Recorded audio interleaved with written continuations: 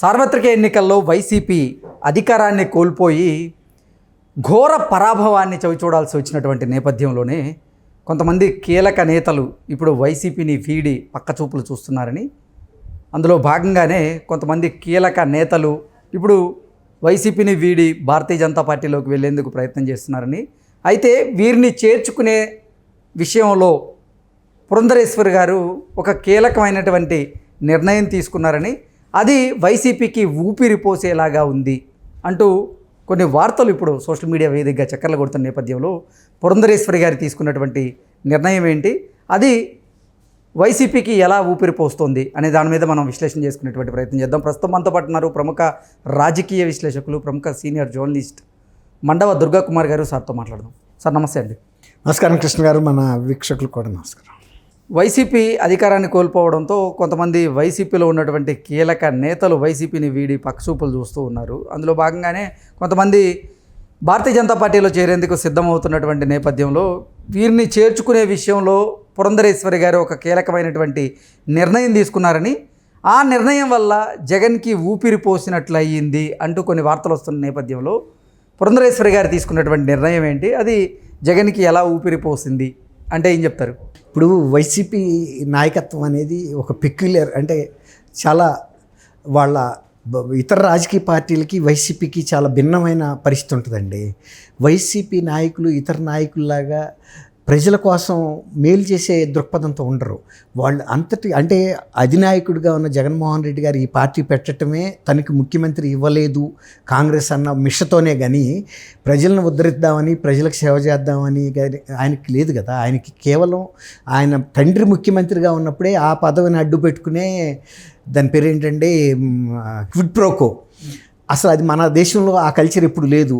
అంటే మేము మీకు ఈ విధంగా మేలు చేస్తాం, ప్రభుత్వ సొమ్ములు మీకు దోచిపెడతాము, మీ సొమ్ములు మాకు ఈ రకంగా దోచిపెట్టండి వెనక వైపు నుంచి అని క్విడ్ ప్రోకో అనేది ఎక్కడో ఫ్రాన్స్లో ఉండిందంట. ఆ పద్ధతిలో ఇక్కడ ఇంత సంపాదించిన వ్యక్తి ఆయన పార్టీ పెట్టి 5 సంవత్సరాలు జనాలని పీడించినప్పుడు ఇతర నాయకులు కూడా ఇంచుమించుగా అదే బాటలో ఉన్నారు. అందుకే కదా ఇంతమంది ఓడిపోవటం, 151 స్థానాలు గెలిచిన పార్టీ 11కి పరిమితం అంటేనే వాళ్ళు ఆలోచన విధానం బాగాలేదు, పరిపాలనా విధానం బాగాలేదు, వాళ్ళ వ్యవహార తీరు బాగాలేదు, ప్రజలతో ప్రవర్తించే తీరు బాగాలేదు, పరిపాలన బాగాలేదు, వాళ్ళు చేస్తున్న అకృత్యాలకు అంతు లేదు, ఈ విధమైనటువంటి దాష్టికాలకు అస్సలు అంతు లేదు. దానికి తన మన ఎవరు లేరు, అందరిని వేధించడమే. తను ఒక్క కుటుంబం బాగుపడితే చాలు, మిగిలిన దేశం రాష్ట్రం ఎటుపోయినా ఆయనకి సంబంధం లేదు. ఇది విరక్తి కలిగే జనం ఆ తీర్పు ఇచ్చిన తర్వాత వీళ్ళు ఏ పార్టీలో చేరతామన్నా కూడా మెయిన్గా పార్టీ ఏముంది, తెలుగుదేశం. మీతో ఇన్ని కేసులు పెట్టించుకుని, ఇన్ని దాడులు చేసుకుని, ఇంతమంది కార్యకర్తలని ప్రాణాలు పోగొట్టుకుని ఈ 5 సంవత్సరాల పాటు మీతో కంటికి మింటికి కన్నీరు కార్చుకుంటా పోరాడిన పార్టీ వాళ్ళు చేరతామంటే ఎవడు చేర్చుకుంటాడండి? ఒక ఊళ్ళో ఒక రౌడీ ఉంటాడండి, ప్రతి కుటుంబంలో వాడిని హింసించేవాడిని ఎవడన్నా ఓ భోజనాన్ని పిలుస్తారండి, ఆ ఊళ్ళో ఫంక్షన్ అవుతుంది, ఒక పెళ్ళి అవుతుంది, ఒక శుభకార్యం, ఆయన ఎవడన్నా పిలుస్తాడండి? బహిష్కరిస్తారు, ఆడిని దూరంగా జరిగిపోతారు. అలాంటి పరిస్థితి తెచ్చుకున్నారు. ప్రజలే దూరంగా పెట్టారు, పార్టీలు దూరంగా పెడుతున్నాయి. జాతీయ పార్టీ కాబట్టి కనీసం బీజేపీలో అన్న చేరితే వీళ్ళకి ఏంటంటే మనుగడ ఉంటుందనే ఒక ఆశ నాయకుల్లో ఉంది. అదే జగన్మోహన్ రెడ్డి గారికి ఆశ అక్కర్లా. ఎందుకంటే ఆయన టార్గెట్ ఏదైతే ఉందో, ఒకసారి అధికారం ఇస్తే చాలు, నాకు మీ గురించి నాకు అనవసరం, నేను దోసుకోవాల్సిందంతా దోసుకుంటాను, ఎవడ ఇటు చస్తే నాకేంటి? ఇప్పుడు కల్తీ నాసిరకం సారా తాగి వేల మంది చచ్చిపోతే ఆయనకన్నా బాధ, ఆయనకు వచ్చే కమిషన్ ఆయనకు వస్తుంది, దాని మీద ఇసుక మీద ప్రతిదీ. ఎంతమంది చేతివృత్తులు పని లేకుండా పోయి కుటుంబాలు ఆర్థికంగా కొట్టుమిట్టాడి 5 సంవత్సరాలు వాళ్ళు ఓర్పుగా భరించే కదా. 5 సంవత్సరాల తర్వాత మన దగ్గర రీకాల్ సిస్టమ్ లేదు, మన పార్లమెంటరీ సిస్టంలో. అదే కొన్ని స్విట్జర్లాండ్ కంట్రీస్లో రీకాల్ సిస్టమ్ ఉంటుంది. డిమాండ్ చేస్తారు పబ్లిక్, మేము ఆ అభ్యర్థి మీద ఇప్పుడు మాకు నమ్మకం లేదు కాబట్టి మళ్ళీ ఎలక్షన్ పెట్టండి అని అడుగుతారు. అంటే 5 సంవత్సరాలు ఏం స్థిరంగా ఉండాలి అనేది ఎక్కువ మంది కోరితే పెడతారు, పెట్టినప్పుడు రీకాల్ చేస్తారు. ఇది ఆ అవకాశం లేదు కాబట్టి భరించారు. కాబట్టి ఇప్పుడు తెలుగుదేశం కానీ పవన్ కళ్యాణ్ జనసేన పార్టీని కానీ ఎంత వేధించారని, పవన్ కళ్యాణ్ అయితే పెళ్ళాలనే మాట్లాడటమేగా, ఎవరు ప్రతివాడు ఆయన వ్యక్తిగత జీవితం మీద, తర్వాత ఆయన్ని ఆంధ్రప్రదేశ్లోకి రానివ్వకుండా కూడా కోదాడరాక పోలీసులు ఎదురొచ్చి మరీ అడ్డం చేయటం, అక్కడికి వెళ్ళి నేను ప్రజల నుంచి వినతి పత్రాలు స్వీకరిస్తాను అంటే ఓటర్ల చుట్టూ పోలీసులను పెట్టేసి ఆయన బయటికి రానివ్వకుండా చేయటం. అంటే ఒక నిరంకుశ ప్రభుత్వంగా నడపాలని చూశాడు. ఇప్పుడు బీజేపీలే వాళ్ళకి ఓన్లీ ఆల్టర్నేటివ్. ఆ బీజేపీ కూడా ఇవాళ పురంధరేశ్వరి గారు బహుశా ఇప్పుడు ఇది టైం కాదు కదా, ఇప్పుడు కేంద్రంలో కొత్తగా ప్రభుత్వం ఏర్పాటైంది, వాళ్ళు కూటమిలో ఇక్కడ సభ్యులుగా ఉన్నారు. 2 సభ్యులు కాదన్న తర్వాత 3వ సభ్యులుగా మాత్రం ఎట్లా చేర్చుకుంటారు? కూటమి నైతికంగా కొన్ని బాధ్యతలు ఉంటాయి కదా, 3 పార్టీలు ఒక మాట అనుకునే ముందుకెళ్ళాలి తప్ప ఈ అరాచకవాదుల్ని ఎవరినైతే వీళ్ళు పోరాడి ఓడించారో అదే వ్యక్తులు తెచ్చి పార్టీలో పెట్టుకుంటే ప్రజలకు కూడా ఏమనుమానం వస్తుంది? ఈ కూటమి మొత్తం కూడా దొంగల ముఠాయను వాళ్ళని మళ్ళీ తీసుకొచ్చి ఇంట్లో, ఇప్పుడు మనం ఎవడో దోపిడీ చేసుకెళ్ళిపోతున్నాడని మన ఇంటికి ఆహ్వానిస్తే మనం కూడా అట్లాంటి వ్యక్తులు కాబట్టే కదా వాడు ఆ దొంగ మూటలన్నీ వేసుకుని మన ఇంట్లోకి చేరిన తర్వాత మన ఊళ్ళో మన పరపతి ఏమైనా ఉంటుందా? వీడికి వాడికి కనెక్షన్ ఉందంటారు కదా. ప్రజలు చాలా క్లీన్గా అబ్జర్వ్ చేస్తున్నారండి. జగన్మోహన్ రెడ్డి ఏమనుకున్నాడంటే నేను ఇవన్నీ చేసేవి వాళ్ళు గ్రహించలేరు, నేను చాలా స్వీట్గా మాట్లాడగలను, నా అక్క చెల్లెళ్ళు, నా అన్నదమ్ములు, నా తవ్వాతాతలు ఇవన్నీ మాట్లాడగలను, నా మైనార్టీలు, నా బీసీలు, నా ఎస్సీలు, ఎస్టీలు, నీకు ఎక్కడ ఎవరి మీద అభిమానం ఉంది? ఏ వర్గాన్ని నువ్వు పీడించుకొని వదిలిపెట్టావు? అందుకే కదా ఇంత ఫలితం వచ్చింది. ఇప్పుడు పురంధరేశ్వరి గారు ఒక రాష్ట్ర అంటే ఆవిడ తీసుకున్న నిర్ణయం అసలు జగన్మోహన్ రెడ్డికి ఊపిరి పోసేలాగా ఉంది. మాటనండి, ఆమె రాష్ట్ర పార్టీ అధ్యక్షురాలు జాతీయ స్థాయిలో నిర్ణయించుకుంటారు.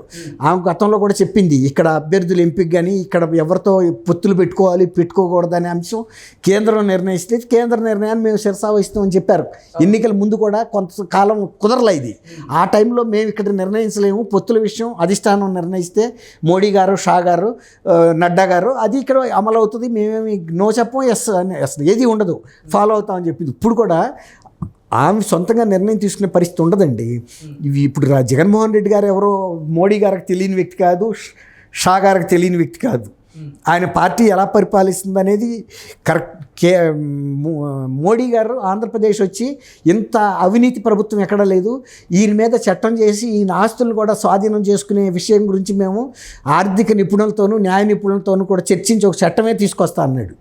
అలాంటప్పుడు ఇక్కడ రాష్ట్ర అధ్యక్షురాలు అలాంటి నిర్ణయం తీసుకోదు. అలాంటి పార్టీని తీసుకోవాలన్నప్పుడు అక్కడ తీసుకుంటారు ఆ నిర్ణయం. అదే అసలు పురంధరేశ్వరి గారు కూడా వైఎస్ఆర్సీపీకి చెందినటువంటి ఎమ్మెల్యేలు మనకు అవసరం లేదు, ఒకవేళ ఎవరన్నా కీలకమైనటువంటి నాయకులు వస్తున్నా కానీ మనకి ఇప్పుడు అవసరం లేదు, 6 నెలల తర్వాత చూద్దాం అన్నట్టుగా ఆవిడ చెప్పినట్టుగా కొన్ని వార్తలు అయితే వస్తున్నాయి. అది కూడా ఆర్థిక నేరగాళ్ళు అసలొద్దు మనకి, మన పార్టీకి అంటూ ఆవిడ చెప్పినట్లుగా ఒక ఇప్పుడు మీరు చెప్పిన దాంట్లో 2 విషయాలు నేను కూడా ఒప్పుకుంటా అండి. ఒకటి, ఇప్పుడు మనకు అసలు అక్కర్లేదనేది ఆమె చెప్పింది. తర్వాత ఆర్థిక నేరగాళ్ళు వద్దంది.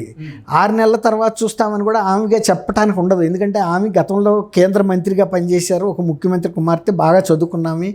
ఈ కూటమి యొక్క నైతిక బాధ్యతలు ఎలా ఉంటాయి ఒకళ్ళ పట్ల ఒకళ్ళని తెలుసు. కాబట్టి ఆమె అంత తేలిగ్గా నేను 6 నెలల తర్వాత పరిశీలిస్తానని చెప్పరు. ఓకే, కాబట్టి ఇప్పుడు బీజేపీ ఆ వార్తల్లో వాస్తవం లేదు, ఆ వాస్తవం లేదు. మనం ఎవరైతే ఆ వ్యక్తిత్వాన్ని బట్టి చెప్పొచ్చండి. పురంధరేశ్వరి గారు అంత తేలిక మాట ఎలా చెప్తారండి? 2 వద్దన్న తర్వాత 3వ వ్యక్తికి ఆమెకి ఆ గతంలో కూడా ఇక్కడ మేము నిర్ణయం తీసుకోమని చాలా లౌక్యంగా చెప్పారు ఆమె రాజనీతిజ్ఞతతో. అంతేగాని మేము అక్కడ తీసుకున్నా మేము వ్యతిరేకిస్తామని కానీ, లేకపోతే వాళ్ళు వద్దన్నా మేము కూటమిలో ఎంటర్ అవుతామని చెప్పలేదు కదా. అది ఇక్కడ కూడా అదే అప్లై అవుతుంది. వాళ్ళు తీసుకున్నప్పుడు చూస్తుంది. వాళ్ళిద్దరికి వీళ్ళ సంగతి తెలుసు, దూరంగా ఉంచారు.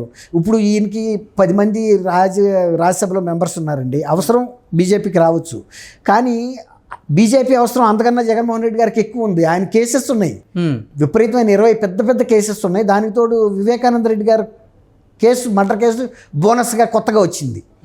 ఇన్ని కేసుల్లో ఇరుక్కున్న వ్యక్తి ఇప్పుడు అల్టిమేట్గా కనుక అసలు వివేకానంద రెడ్డి గారి హత్య కేసు పూర్తి స్థాయిలో విచారణ జరిగితే జగన్మోహన్ రెడ్డి గారు, భారతి గారు కూడా సిబిఐ ముందు హాజరు కావాల్సి వస్తా అంటున్నారు.